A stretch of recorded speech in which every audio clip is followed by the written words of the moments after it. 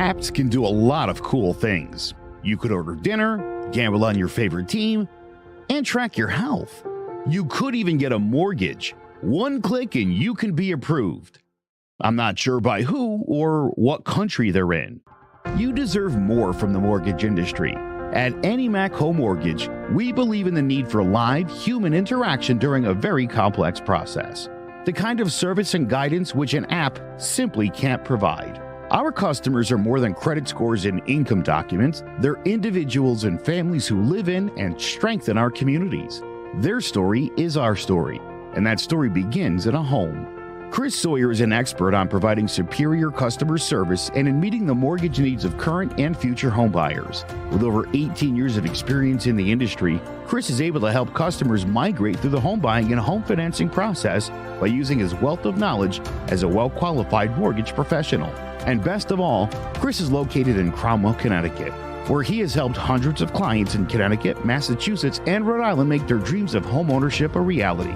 Visit chrissawyer.any-mac.com. Email him at csawyer@any-mac.com or give him a call, 860-878-8730. Chris Sawyer, NMLS number 39345, corporate NMLS number 338923. AnyMac Home Mortgage is an equal housing lender. American Neighborhood Mortgage Acceptance Company, LLC. DBA AnyMac Home Mortgage. Lo-Fi Direct. Connecticut First Mortgage Correspondent. License lender. Broker number ML 338923. Massachusetts Mortgage Lender and Mortgage Broker License number MC 338923. Rhode Island License Lender. License number 201128110L. Call for additional details.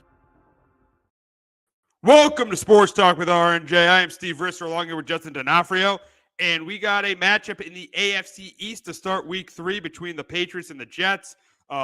Week 1 was a good week for the Patriots as they won their opener over the Bengals, but they lost Week 2 to the Seahawks. It was the opposite for the Jets. They lost in Week 1 and then won last week against the Titans. And we got here we are. We got the Pats and Jets.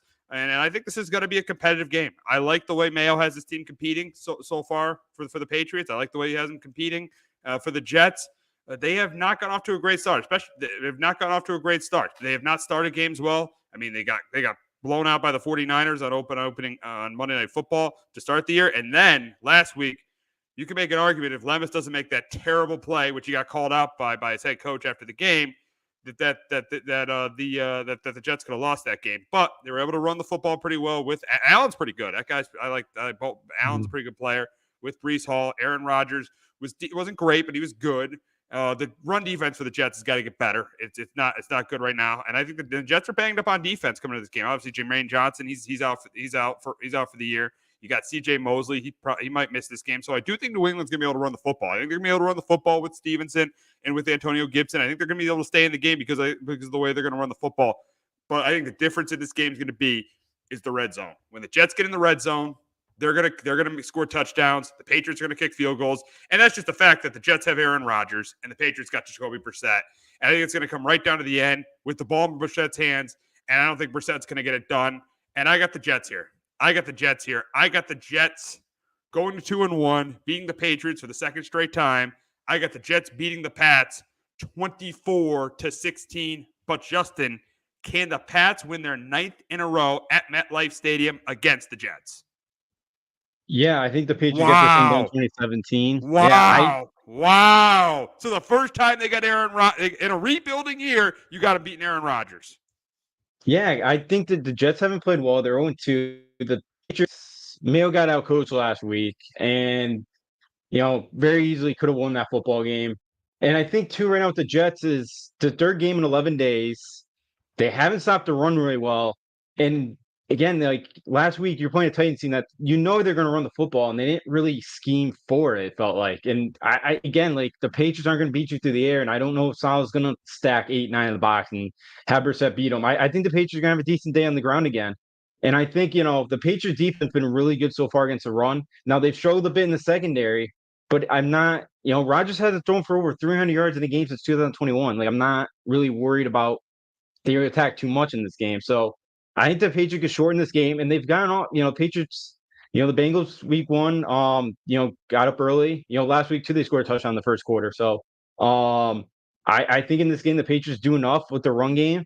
I think they do enough defensively. I think they cash in a turnover. I think Brissett, again, doesn't make too many big mistakes in this one. And I think the Patriots do find a way to get out of MetLife with a win. And you're right about Saleh. Saleh, let me tell you, Robert Saleh has not impressed me at all this year. The Jets have got off to bad starts in games.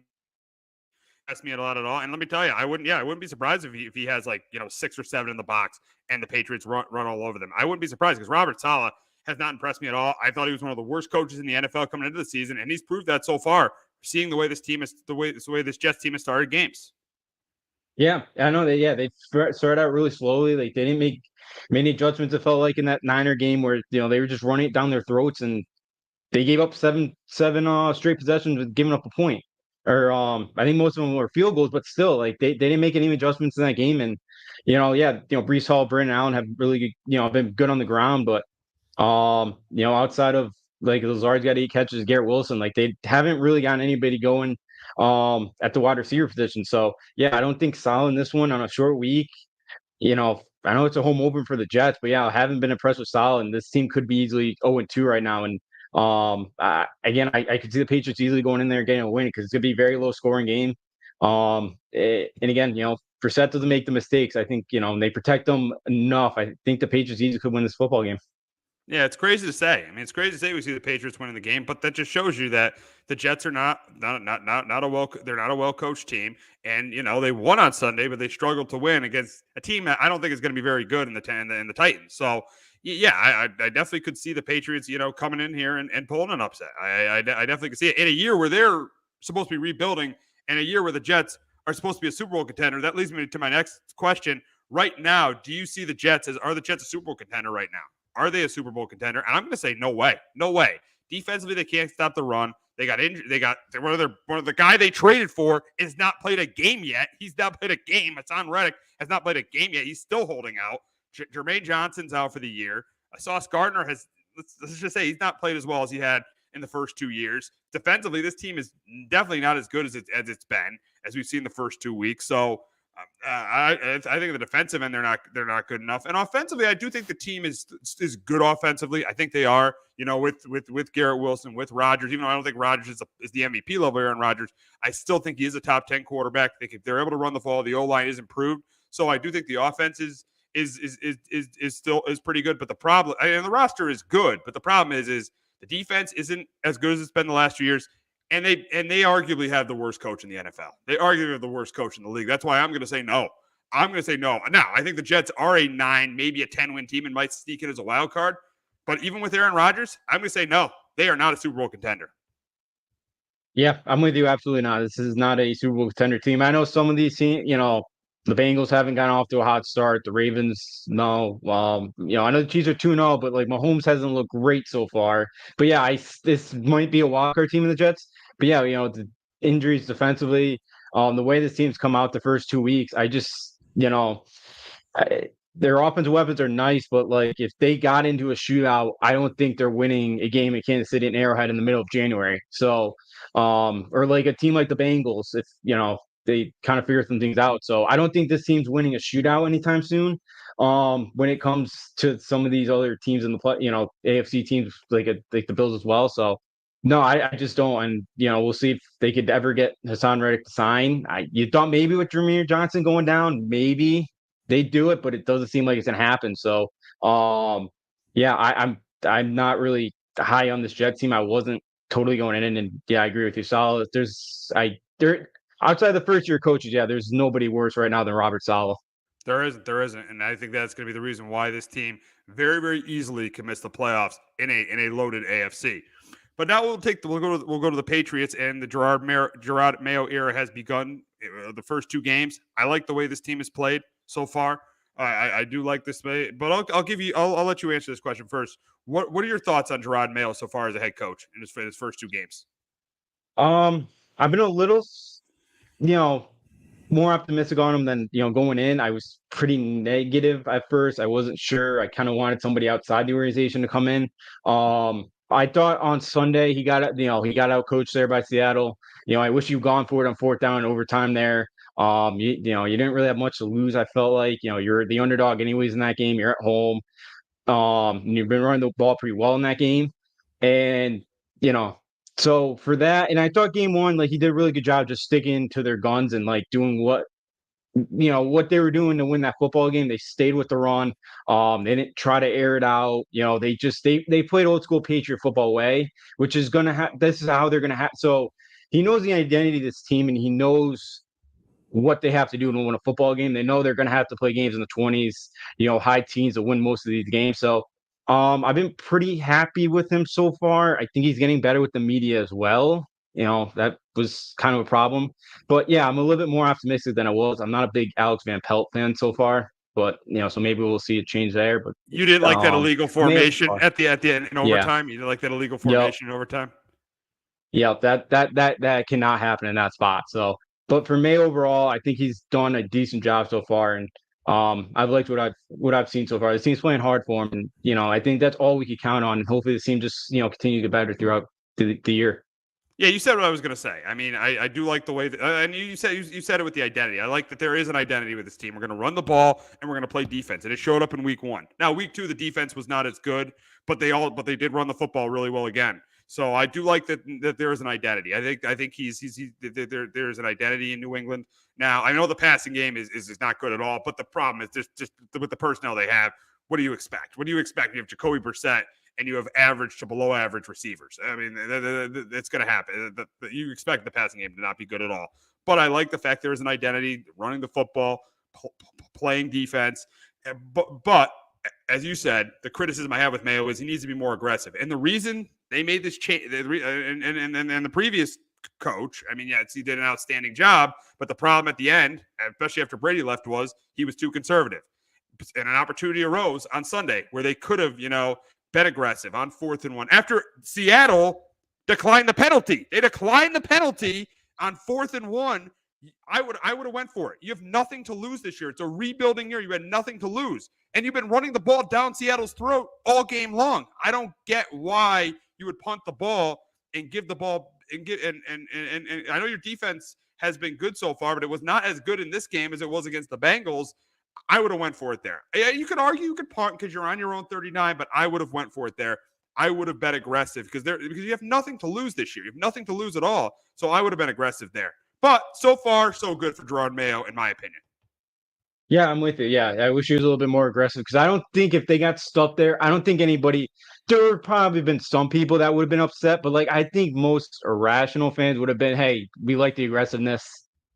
There's no expectation on the team anyways this year. So hey, if we're 1-1 going to week 3, I think anybody would have taken it. So yeah, I wish he was going to be more aggressive there. And yeah, because I know the defense was pretty good against the run. They had some and the Patriots had some explosive run plays in that game. So yeah, I wish they did go for it more, or they went for it in that. They did go. I wish they did go for it there on 4th down. But yeah, that's something. Yeah, because.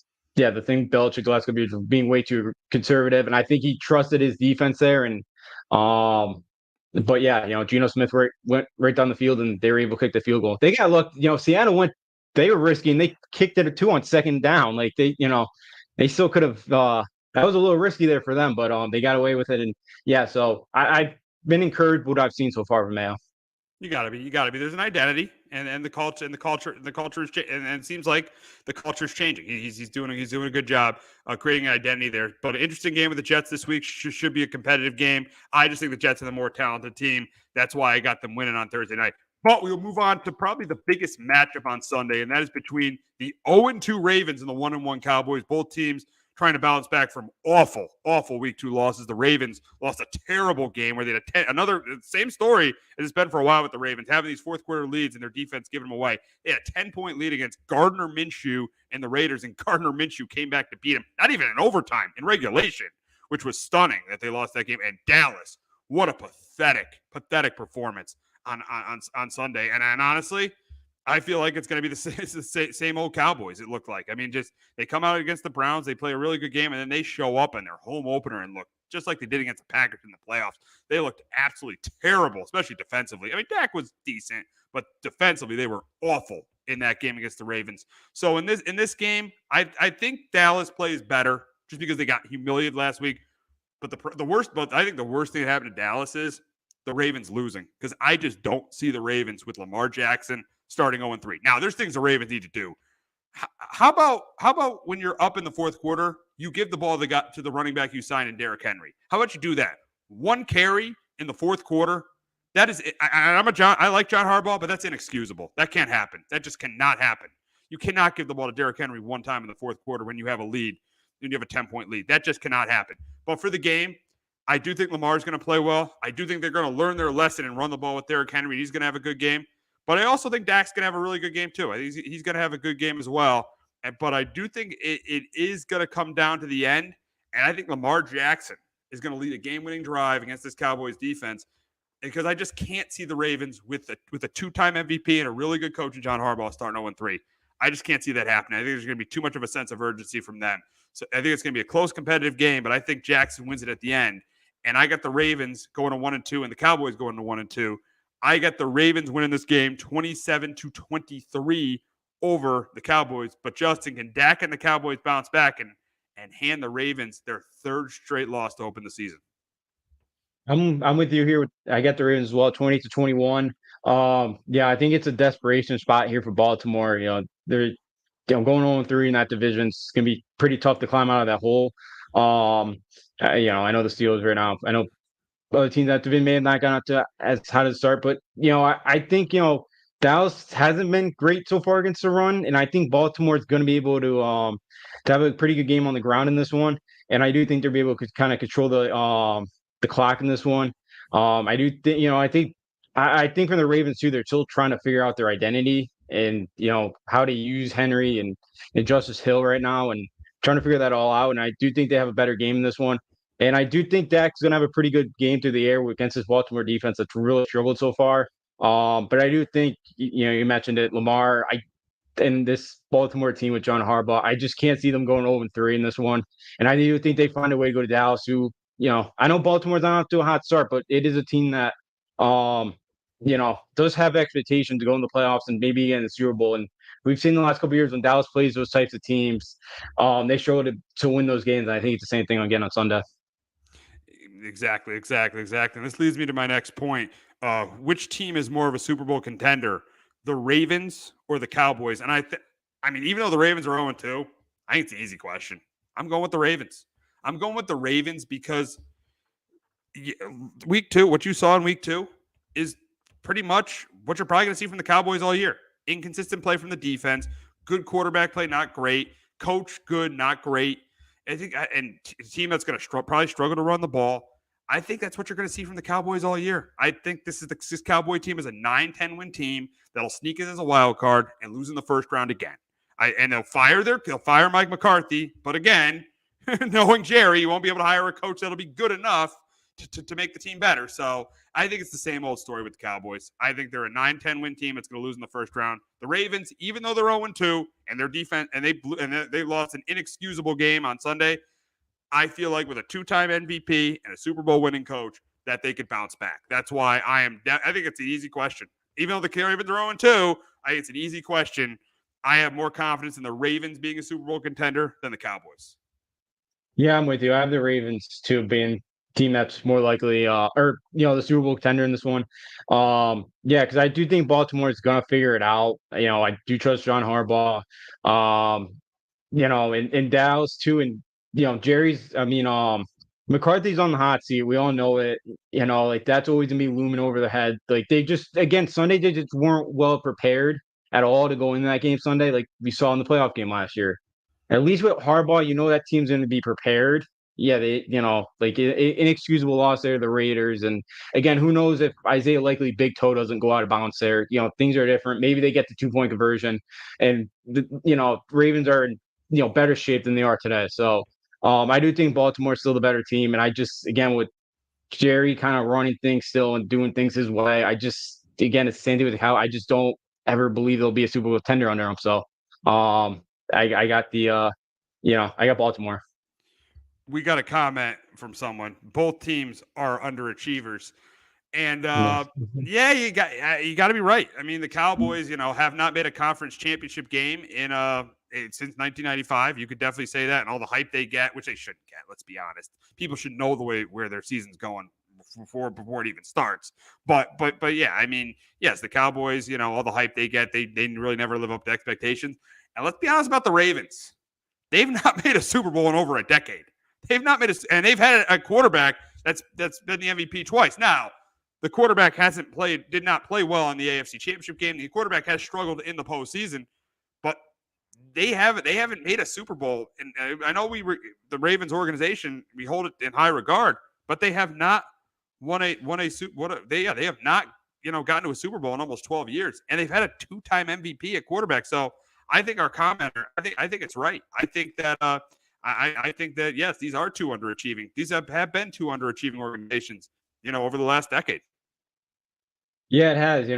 The Ravens, they found the quarterback. They're still trying to figure out the wide receivers. Like they haven't had that in a while. And again, the Ravens defense, it's been, I know this year it's off to, kind of a struggle, but a couple years ago, they had the Ray Lewis, they had the Ed Reeds, like those Ravens defense there for a while were nasty. And yeah, they have the quarterback now, and they just haven't been able to hump. Again, they ran the ball like 5 times last year in the AFC Championship game. Like they were never going to win that game with that game plan going in. So, for the Ravens, it's been a while for them. They still have Harbaugh there. They've had the teams. They've had one 5-11 year, but like every other year, it seems like they've been in the playoffs. And yeah, for Dallas, it's just been the same old story for them. They get in the playoffs, they'll have a good regular season for the most part. Maybe they'll win a first round game, but yeah, when they kind of go up in the divisional round, they'll get beat by somebody else. They'll get beat by another contender, and and that's just been Dallas' problem with Jerry Jones looming. They haven't had a great coach, and last year you saw how unprepared they were, and it's kind of been the same old story for Dallas. So yeah, the last couple of years, these two definitely have been kind of underachievers. And here they say the Cowboys and Ravens are missing dogs. I think for the Cowboys, I think Dak is a competitor, but I think the problem is Jerry just runs too many things, and I think it hinders the team. I think it just hinders the team from being not from being good, but from being elite. I think Jerry Jones for years has hindered this team from being elite. I think that's been I think that's the biggest problem with the Cowboys right now is Jerry Jones hinders the team from being elite. And you talk about the Ravens missing dogs. Yeah, they missed that Ray Lewis. They missed that leader. He was there. I know he wasn't the same Ray Lewis when they won the Super Bowl, but he was there for so many years, and he was a dog, and he wouldn't be standing for this. He wouldn't be standing for, a team blowing a 10-point lead in the fourth quarter. That has gone on for a couple of years with the Ravens. He wouldn't stand for it. So I like his point about the Ravens missing dogs. I think Dak is a dog. I think he's a competitor, but I think the problem there is it's just so hard to win anything big when Jerry Jones is your general manager. Yeah, it is. Because they had Garrett there for a while, who's not a very good head coach, and then you have McCarthy, who won one Super Bowl with Aaron Rodgers. Like that's kind of disappointment. And and last year in that Packer game, even too, like I know the Cowboys put up points later in that game, but like their defense never gave them a chance in that game either. And I think that look, that at Mississippi State. Don't forget the first ever college football playoff ranking. They were the number 1 team, and Mississippi State's not, has never been a powerhouse in football. So Dak did an unbelievable job when he was at Mississippi State. He puts up yardage. I disagree with this. I disagree with this completely. What were you gonna say first? I was just gonna say Dak, could put up numbers. And about this comment. Dak is no, he's not another Kirk Cousins. I mean, he's better than Kirk Cousins. Come on. I mean, listen. I'll give Kirk Cousins. I'll explain. No, I will explain. I'll give Kirk Cousins credit for driving his team down the field on Monday night. But historically, Kirk Cousins has struggled on Monday Night Football. Let's be honest. Kirk Cousins could not beat the Giants in the first round of the playoffs. Okay, for a Giant team that got blown out by the Eagles the next week, Kirk Cousins has won 1 playoff game. Dak has won 2 playoff games, and in those playoff wins, he played really well. That playoff win against Seattle, he played really well. In that playoff win against the Buccaneers, he played really, really well. Listen, you say Dak is another Kirk Cousins. Is Tony Romo another Kirk Cousins? Tony Romo was on the same team, and he couldn't get to the conference championship game. Dak, he can't get to the conference championship game. Maybe the quarterback is not the problem in Dallas. Maybe it's the fact their front office can't be great, and that's been a problem for years. Yeah, they have a good. They always have a good roster. Look at Dallas, and it's just they lost a lot of this year. They lost some guys on the O-line. And Dak's put up some really good, impressive regular season numbers. Yeah, he hasn't totally done it yet in the postseason, but he's won a couple games. And that Kirk Cousins game a couple years ago to Giants, where at this point, kind of what the Giants have turned into is very disappointing. I know the Cowboys, I mean, the Vikings kind of got lucky that year where they won like 11 one-score games or something like that. Like they were pretty good, but they're, got pretty lucky that year. But yeah, I think Dallas with Dak, I think if Dak was on another organization, yeah, I think he could definitely win a big game in like a championship game or something like that. Put Dak at the Niners. That team might win the Super Bowl last year. Yeah. Let's be honest. You put Dak in San Francisco, I think that team probably wins the Super Bowl. Yeah, they very well could have. Because yeah, they blew another 10-point lead that game. So I could see it. Dak went somewhere else and was able to do it. And yeah, because the organization is definitely holding him back. Oh, absolutely. It held Romo back. It's not a terrible organization, but it's not what the 49ers are right now. It's not what the Chiefs are right now. It's not what the I would say the Lions are right now with the way they've changed their culture. It's not what the Eagles are right now. It's been an organization that has been flawed. It's been good, but it's been flawed for years in terms of competing for a championship. And I don't think I'm not saying Dak is a Patrick Mahomes. I'm not saying Dak is a Josh Allen. I'm not saying he's Joe Burrow or I'm not saying he's one of those three guys. But what I'm saying is he is a quarterback that is good enough to win a Super Bowl, but I think he's going to have a very, very hard time winning it in Dallas. Yeah, no, he always will as long as Jerry's there and Jerry's running the show. It's just, there's always a lot of, Jerry brings a lot of attention to to the team, and he talks a lot for an owner, and I don't think that helps things very much. And you can never get a top 5, top 10 coach in there because of Jerry. Nobody's gonna go listen to Jerry, and and that's like the thing was always with Sean Payton was always gonna go there. So but again, Sean Payton didn't want to go deal with Jerry Jones. Like Jerry really wanted to. You can go get Bill Belichick, but I don't think Bill Belichick's gonna put up with Jerry Jones. Like it's stuff like that with him. So yeah, I just with them, I don't think with Jerry there, I think Dallas is always gonna have a hard time winning Super Bowl as long as he's kind of continues to be the GM of the team. Exactly. It's just going to be hard for them to compete for championships with Jerry Jones, the GM. But we will move on. Speaking of Kirk Cousins, we'll move on to the Sunday night game, and Kirk Cousins will be in primetime again. But this time, it's not against the Nick Sirianni and the Eagles. It's against the two-time It's against the defending champs in the Kansas City Chiefs. And I do think with the Chiefs injuries, this is going to be a competitive game. I think it's going to be a competitive game. But I do think that Cousins will make more mistakes than Mahomes. They're going to make a big mistake in the game. It's going to cost them. I think it's going to come down to the end. It's going to come down to the end just like it did Monday night. But this time, the Chiefs defense makes that play at the end of the game, just like they did against the Ravens. And I think the Chiefs win this one. I got them winning it 27-20 over the Falcons. But Justin, can Kirk Cousins win a second straight primetime game? No, I get Casey in this one as well, 24-16. I think even with all the running back injuries, I do think they're going to be able to find a way to turn the football against Atlanta. And the Falcons, I don't think are going to put a lot of pressure on Patrick Mahomes. So I think he's going to, be able to find the Xavier Worthies. I know Mahomes hasn't looked great so far, but I do think they put up enough points in this game to knock off Atlanta.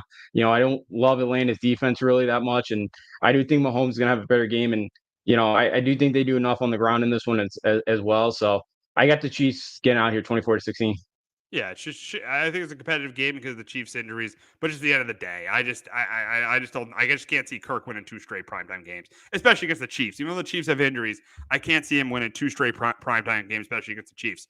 Now, moving on to the team that lost to the Falcons on Monday Night Football, and that is the Philadelphia Eagles. And that was a horrible loss for the Eagles on Monday Night Football against Atlanta. That was a really bad loss. Nick Sirianni, 4th and 3, and then he goes for it at the beginning of the game.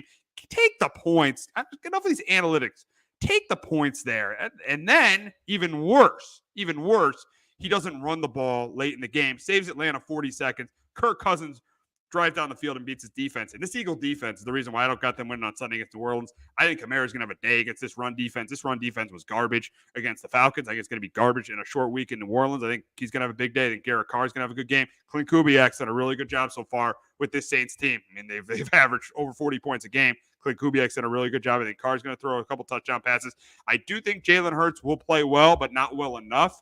That's why I get the Saints going to 3-0 and the Eagles going to 1-2. And let me tell you, there's going to be major questions about Sirianni if this team continues to lose. I got the Eagles losing 30-24. I got the Eagles losing 30-24 over the Saints. But Justin, can Jalen Hurts bounce back this week and pull the upset in the Superdome?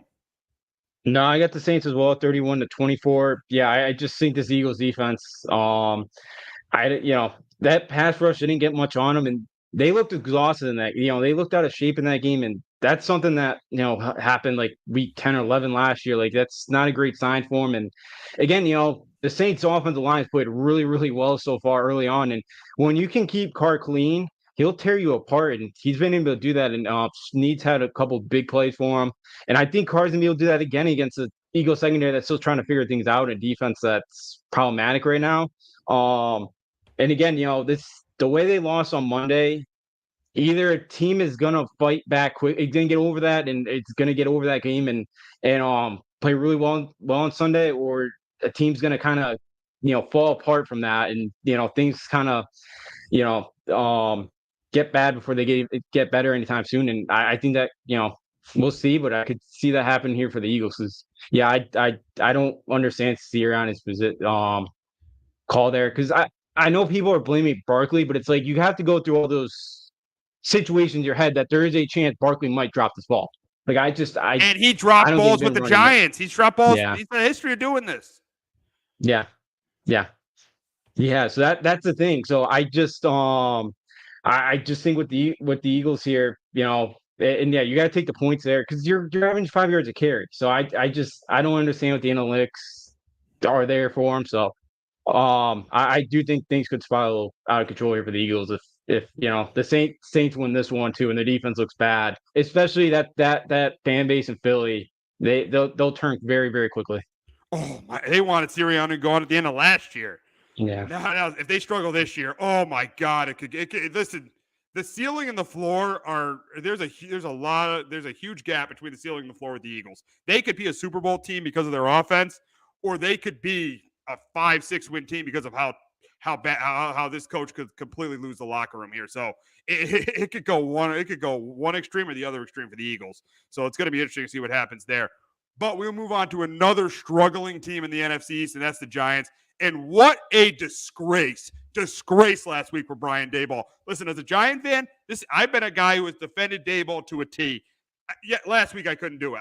Jet game happened last year. I was upset about that. But how could you not learn from that? Last year, Gano was hurt during the Jet game, and you trotted him out there instead of running the football to win the game. Last week, Gano was hurt all week, and you had no alternative plan of another kicker. That is inexcusable as a head coach in the NFL. You cannot do that. That is inexcusable. Inexcusable to not have a kicker. And it resulted, and it destroyed them. It destroyed them on Sunday. They were the first team in NFL history to score 3 touchdowns and not allow a touchdown and lose a game. Now, granted, the defense was terrible as well. They couldn't stop Brian Robinson on the ground. The defense was terrible as well, but still. I mean, Daboll, that loss is on him because Daniel Jones didn't play that bad of a game. On Sunday. That loss was on Brian Daboll. I was so upset with Brian Daboll after that loss. He was absolutely that was inexcusable not to have a kicker. That cost us 6 points. That cost the Giants 6 points in that game. And say we're up 24-18 in that game late, there's a much better chance of us winning than the game being tied. Now, there's a chance we could have lost it. The Commanders could have scored a touchdown at the end, but there's a much better chance of us winning that game than the game being tied at the end. So just inexcusable, Brian Daboll, not to have a backup kicker, not to elevate a kicker from the practice down. Now, they ended up signing Greg Joseph for this week, so they're ready for this week. But inexcusable of Brian Daboll to lose, to not have a backup plan for last week. Just completely inexcusable. But we'll get to this week's game, and I do think this Giants team competes because the Browns, they won last week, but I don't think they're that good. I think they're an average team with the quarterback that his best days are behind him. I still think that way. But the thing is, the Browns defense is good. And I know Neighbors had a big week this week, but they're going to have Denzel Ward, I think, shadowing him all week. Jim Schwartz is not going to let happen what Dan Quinn and the Commanders did last week. I think he's going to be shadowing him all week. I do think they'll have some success on the ground with Singletary, but the problem is I think that Jones will turn it over once. I think this Browns defense will have success running the football with Jacoby Ford because every team has had success running the ball with the Giants. I think it's close. It's competitive. It comes down to the end. But as it usually happens with the Giants in the last decade, they'll lose this game. And I got them falling to 0-3 and losing this one 20-13 over the Browns. But Justin, can Neighbors and Jones have another good game and help the Giants pull an upset? No, I think the Browns get them in this one, 2016. The Cleveland defense we know is pretty tough at home. I know things didn't look great against the Dallas team, and last week they probably should have lost. Jacksonville handed them that football game. Thing with Cleveland, they've already had 24 penalties on the year. Like they're not very disciplined. Maybe a couple of those on third down. Giants could get an automatic first down. And then I think, the Giants defense, they need to force a turnover too from Deshaun Watson, put your offense in good territory to win that game. But yeah, I think the Giants offensively are gonna have another rough one. And Neighbors looked good last week. But yeah, I do think, you can make a couple catches in this game, but I do think Denzel Ward does a good job on them. I just don't think the Giants do enough, and I do think a turnover or two here will hurt the Giants, and Cleveland finds a way to win this football game. Yeah, I think it'll be a classic game where the Giants are in it, but they don't do enough because Cleveland might not have their two tackles again. They might have their two tackles against then. And here's the other thing: if they don't, there may be some pressure from Kayvon Thibodeau and Brian Burns. I mean, we draft Thibodeau 5th overall. We're giving Burns $28 million, and they just have not put the pressure on that we've needed to. They've not gotten pressure on. That's why this defense. I know that the kicking thing was embarrassing, but that's a 1 week issue. This defense could be an issue all season long. And that's why this Giant team, this thing could fall apart for the Giants. This thing could very easily fall apart for the Giants. And a big reason is this defense is not playing as well as it should. And that's on Dayball too, because Dayball, couldn't get along with Wink Martindale. Hires Bowen, and the defense has regressed. So that's on Dayball too. I'm telling you, if this thing is 3 or 4 wins, Dayball, the only person who survives this is Shane. The only person that survives is Shane. I am certain that if this is a 3-4 win year, Dayball is gone. And obviously Jones will be too. Yeah, the way things have been going, yeah, I agree. I think Dayball could very easily be out of a job. I know Shane and Dayball came in together here, both from Buffalo, but I think if it's 3-14, I definitely think Shane's gonna fire Dayball, try to keep Mara, somewhat, pleased to try and maybe he lets Mara go get Bill Belichick. Maybe Shane will do that for him. Yeah, because again, the way Barkley has looked, like that decision's not going to help Joe Shane and that front office staff out. That's only going to keep hurting them if Barkley keeps putting up some big numbers in Philadelphia. And then the Daniel Jones contract, I know they can get out of it, but like that hasn't looked good on their part either. So yeah, things aren't good, and yeah, things continue to spiral out of control. Definitely, Brian Dable is going to be out of a job, and the Giants will be searching for another coach. Which this will be the fifth one since you guys and Coughlin kind of parted ways. Yeah, it'll be the 5th since 2015. So it'll be the 5th coach in 11 years. And we thought 2 years ago, we said it on the show a ton of times. This is the guy. The culture is changing. And last year wasn't. I think last year he regressed, not getting along with coaches. That was a major issue. And now this year it's just continued. It's just continued. And let me tell you, I was sold. I thought this guy was the guy, but again, and I'm not giving up on Dayball completely, but it's not trending in the right direction right now. No, it's not. The management last week with the kicking situation. 2 years ago they won a ton of close games. They found a way to win football games, which is what you wanted to see. And yeah, last year they took a step back. I know Jones was banged up last year, and Jones kind of took that step 2 years ago, which you thought, and he's kind of regressed since then. And I think Brian Dable was supposed to come in there and fix Daniel Jones, and that hasn't totally happened. So, since 2 years ago. So that I think that's kind of been the issue with Dable too. But yeah, just some of the mismanagement. Like not getting along with coaches here. It just that's not a recipe for success. And it's getting worse for him. And and with the schedule coming up, it's not going to get much easier, and it's going to be a lot tougher for him. And we'll see how he handles it. Absolutely. And he's got to admit he was wrong. I hope he goes, he stands in front of the team this week and admits he's wrong for what happened last week, because he needs to do that. Because if he doesn't, this thing, and he continues to be arrogant with the media, he continues to give them short answers, this thing could be an absolute disaster for this football. This season could be an absolute disaster for this team this year. I mean, we thought rock bottom was the 4th and 9 quarterback sneak. We could have rock bottom at the end of this Giant season. So we'll see what happens there. But we're going to now rip through the slate of games. We'll start with the matchup of two 2-0 teams. We got the 2-0 Chargers facing the 2-0 Steelers in Pittsburgh this week. And I'm going with Harbaugh. I think he's got the better quarterback in there. And again, an identity. Harbaugh running the football. Right now, I think Joe Walt, I think they won't get offensive rookie of the year, but he's got to get some consideration. He's been phenomenal so far, Joe Alt. I mean, that's made that Charger offensive line. That's definitely improved that offensive line. They run the football. Yes, the receiver position is definitely shaky, but still, they got a top 10 quarterback in Justin Herbert. And I think they win this one again. I mean, I know the Steelers are starting Justin Fields. This will be the game I feel like the Fields is going to have to make more plays in. And I think he turns the ball over a couple of times. And that's why I got the Chargers here. I got the Chargers going to Pittsburgh and win this one 24-19. But Justin Fields lead the Steelers to a 3-0 start. I think he does. I got the Steelers here 17-13. I think Justin Fields done a really nice job of just not losing the football game. He's managed the game very well, and I think they'll put him in the same situation this week. And I know the Chargers have looked good, and I know the Steelers, again, they blew out the Panthers last week.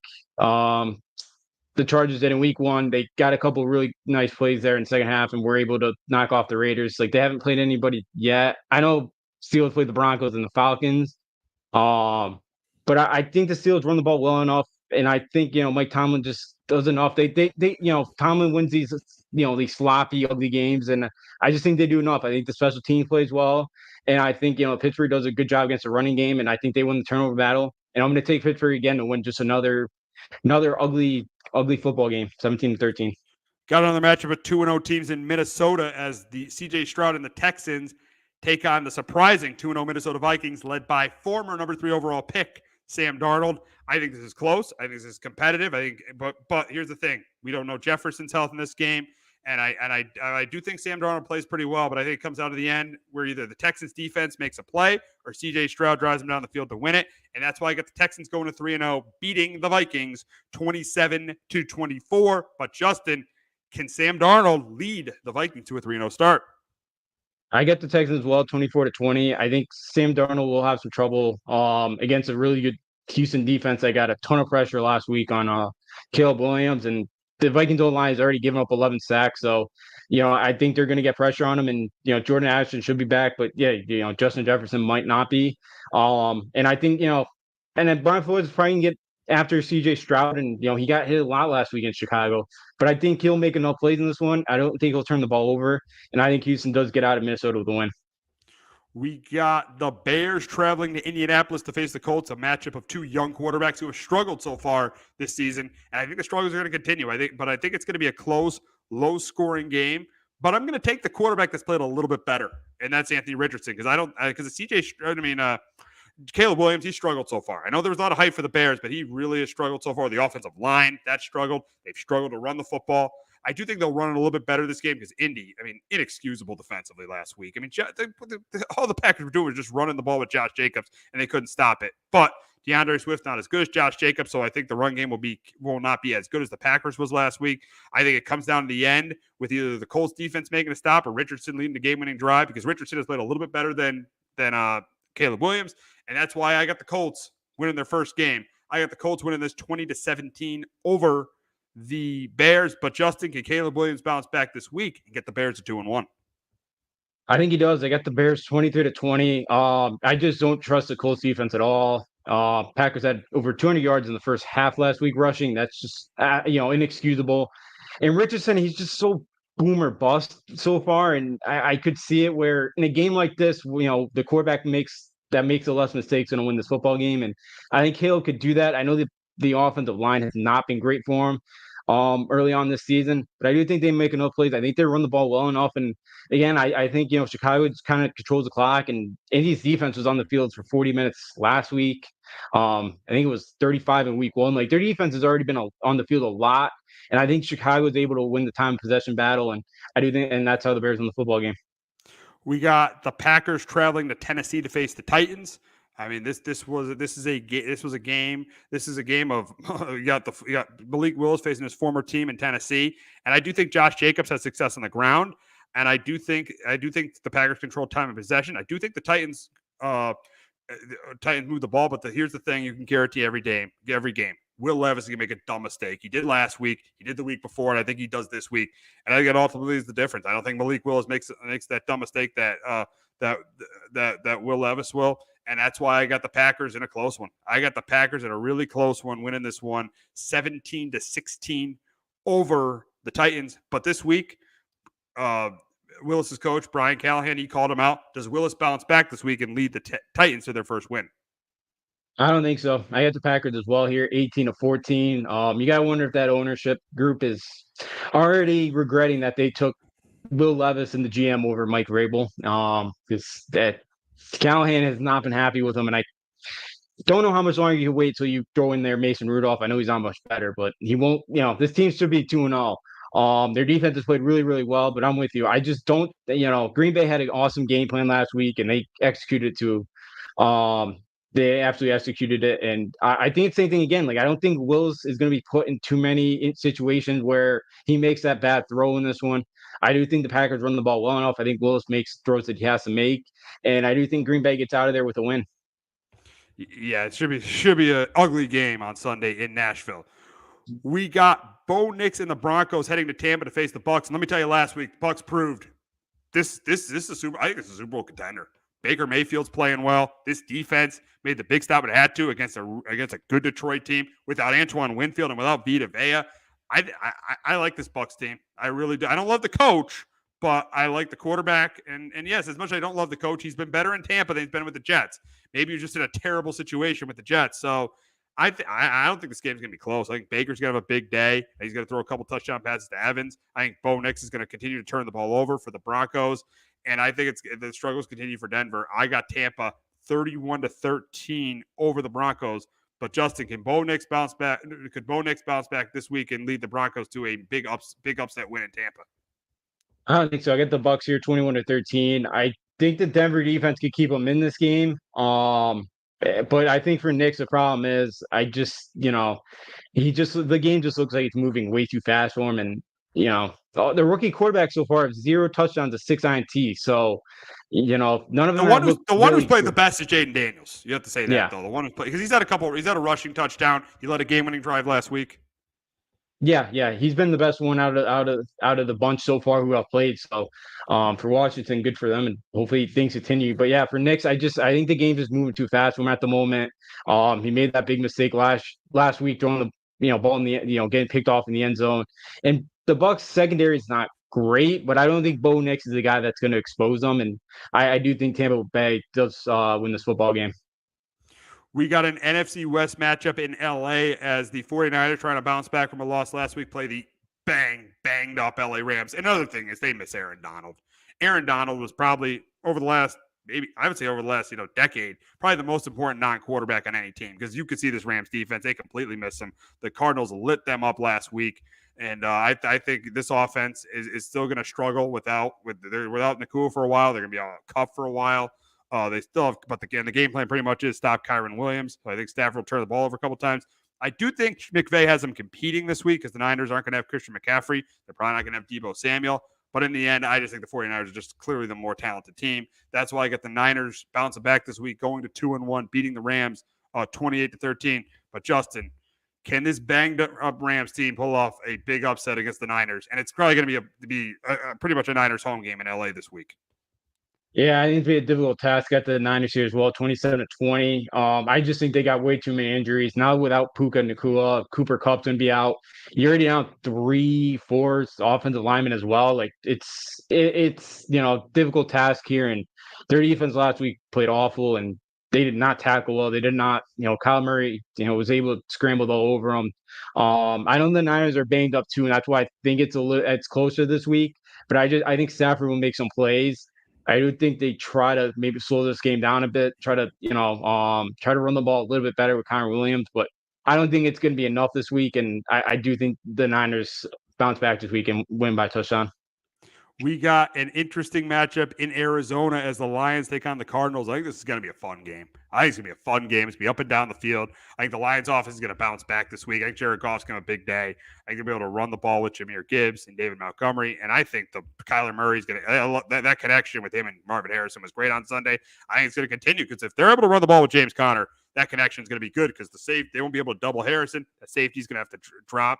And I think that Harrison has another big week. I think it comes down to the end, but I think this is kind of similar to the Lions game with the Chargers last year, where it was back and forth, and the Lions won on the game-winning field goal. I think they do the same. I think this is a shootout, and I get the Lions bouncing back this week, winning 34-31. but Justin, can that Kyler Murray, Marvin Harrison Jr. connection lead them to their second straight win? I think they keep it close in this one, but I do think the line's got a little bit more. I got the line 20-23. But I do think Arizona's offense is going to get it going again this week. I do think Marvin Harrison's gonna have a big day. I do think it might be a little tough for Arizona to get their ground game going, but if they can, with James Conner, it's they're definitely gonna be competing and especially if the lines go up by a score again like they did a couple weeks ago. Like the line the interesting thing is too for the Lions here is will they stick to the running game? Because week one they had success doing it and they got away from it, and then even last week they had the success and they've gone away from it. So the line, if the Lions stick to the run game and they have the ball for 35, 40 minutes to keep Kyle Murray and that offense off the field, this would be very tough. But something I don't know, something feels like it's off there in Detroit right now.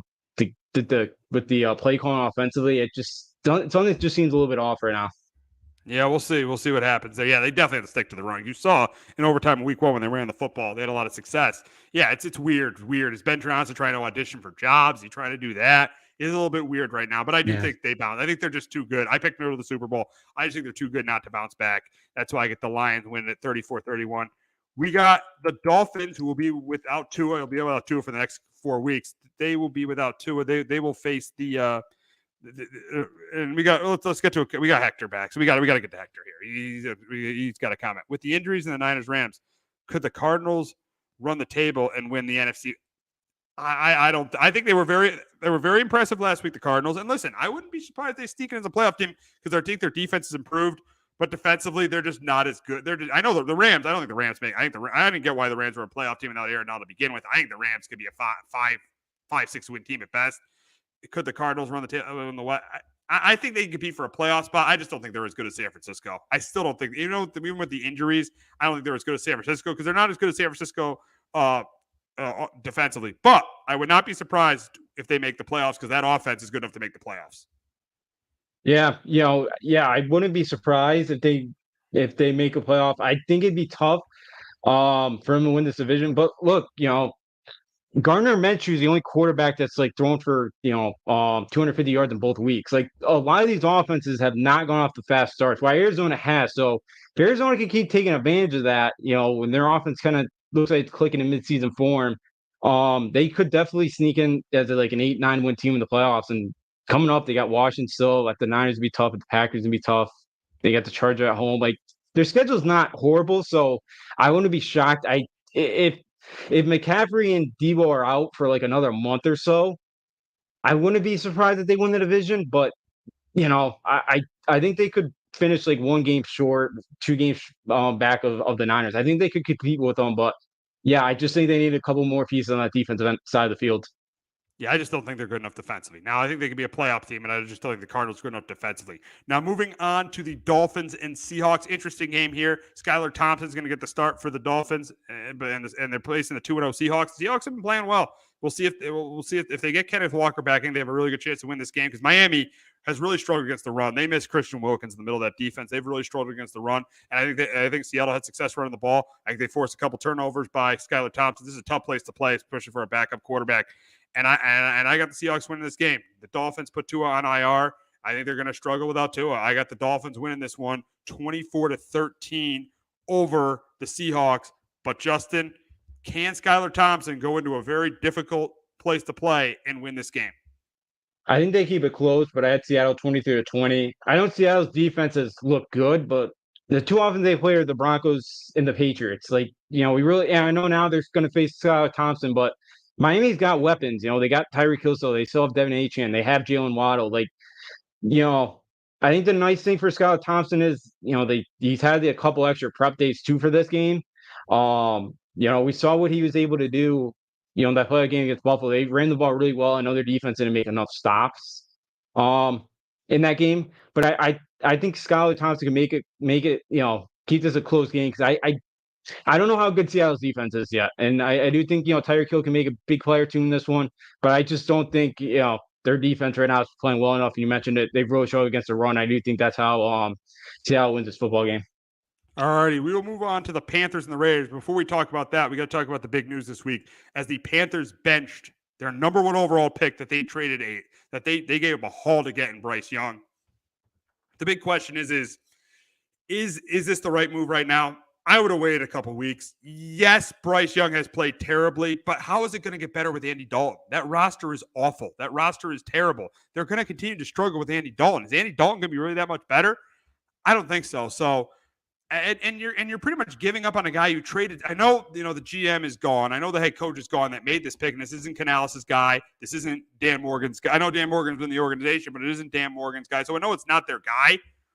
But I mean, he's only started 17. I mean, like he's only started for a little over a year, and you're giving up on him already. I know he hasn't played well, but I don't know about that. I right now I don't think it's the right move. Yeah, he's 2-17. I think you got to give it a couple more weeks because now, let's say Dalton somehow pulls off a win or two. You can't go back to Young. You can't. You can't. That's the problem. Yeah, I know this may be difficult, but that's the problem. And they gave up. They threw everything that they had to get this guy, and they gave up DJ Moore. They gave up 4 or 5 draft picks. Like they gave up their franchise here to go get this guy. And I know it hasn't looked pretty, but they quit on the guy. Give up on the guy within 19 games. I think 2-17. It's a little early, but I get it. Like you don't want to lose that locker room because this guy can't play. And I wonder if that's what Canales is dealing with at this point. But yeah, I think it's a little too early. But again, he hasn't been. He's not great. But he's been bad. But that roster is so bad too, where I don't think it's all his fault why they're this bad. But again, I don't think he's that good. But this roster's so bad that for somebody like him, he's not going to be able. It's going to be tough for him to work out. Yeah, absolutely. And you said, is he going to be able to come back? And the big question, and this leads to my next question, is it over for Bryce Young with the Panthers? And I think it is. I think his conference is done. I think it's over. I don't think he comes back from this. I think he's over and he's got to do it somewhere else. I think it's over for Bryce Young with the Panthers. Yeah, I wouldn't be surprised. With that owner too, we'll see. I assume he's got to, that owner was really behind of drafting Bryce Young and making the move for him. But yeah, if Danny Dalton wins a couple games, I could totally see it being over. You're not going to get any value now for him, which for everything he gave up is really it's going to set this franchise back another couple years here. But yeah, I think you got it because you're going to get the number 1 pick this year more than likely, and you're probably going to take that first quarterback off the board. And you're not probably going to have Bryce Young on that roster. Maybe the backup, but they'd probably try to trade him, hopefully get something for him. Yeah, we'll see. We'll see what ends up happening there. But we'll get to the game with the Panthers and Raiders. And listen, I don't think it's going to get better for the Panthers this week. I think that Tollin's going to turn the ball over a couple times. I think Minshew's going to throw a couple touchdown passes. I even think that the Raiders run the ball this week against the Panthers defense. I got the Raiders rolling in this one. I got them winning 28-10. Justin, I assume you got the same. I hit the Raiders 24-17. I've seen a lot of Raider games over the years. This is a game where the Raiders could absolutely lose. They were smoking the cigars after the win Sunday. Now you're coming home, playing in a Carolina team that just benched their quarterback. Maybe there's some juice now with Andy Dalton starting. I do think the Raiders win. I wouldn't be surprised if the Panthers somehow shock the Raiders here. It would be the most Raider thing, but it wouldn't shock me. But I do think they do enough. Minshew's only QB with over 250 passing yards 2 consecutive weeks. So I think he plays well. I do think the running game does enough, but wouldn't be shocked here if Carolina finds a way to get a victory. We'll go to the Monday. We'll close out talking about the Monday night games and an AFC matchup in Buffalo between the Jags and the Bills. Let's not forget this. Josh Allen is 0-2 against Trevor Lawrence, and this is my upset of the week. I know the Jags are 0-2. I know the Bills are 2-0. This is my upset of the week.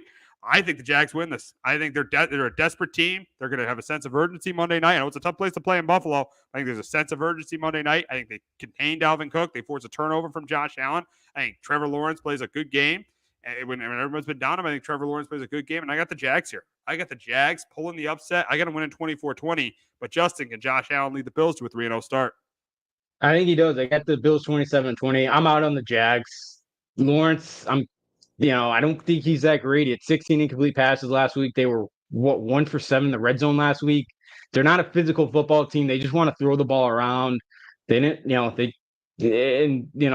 they should have won. Yeah, they should have won in Miami. They should have won last week. They should be 2-0 here.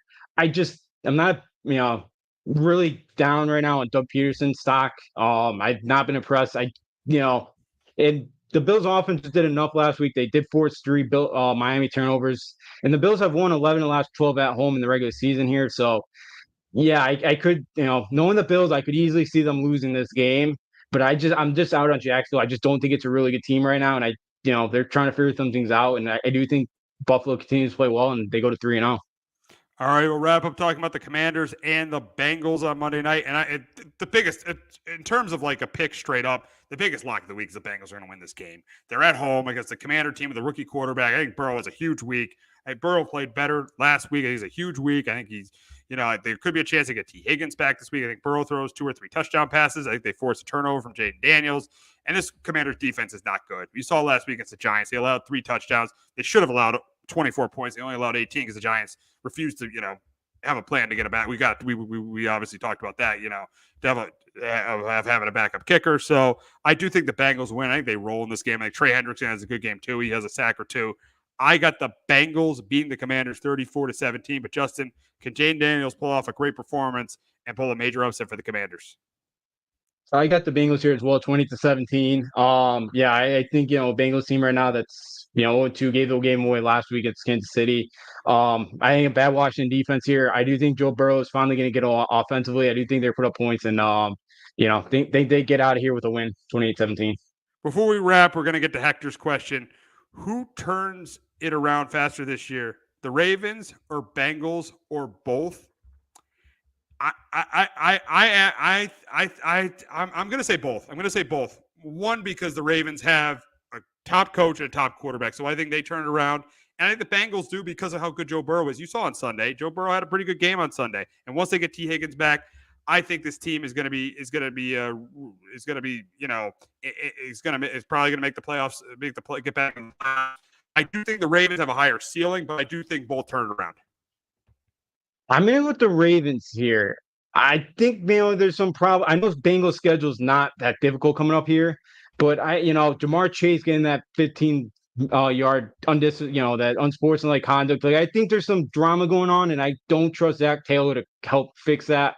I still do trust John Harbaugh to ride this ship and they figure it out. I know the schedule coming up a little bit difficult, but I'm more confident the Ravens do it than the Bengals. I could really see the Bengals going like 8-9 at this point. I really could. It seems like there's a lot of drama, and I don't know if they're gonna, I don't know if Zach Taylor can get that fixed. I don't know. Yeah, you made a good point with Zach Taylor there. I mean, if they don't make the playoffs, Zach Taylor is got to be fired. But that's going to wrap up this episode of Sports Talk with R&J. For Justin D'Onofrio, I'm Steve Risser. But we will be back in about 10 minutes to talk about Week 4 of the college football season and the Yanks pretty much having a stranglehold on the AL East. So make sure you tune in for that.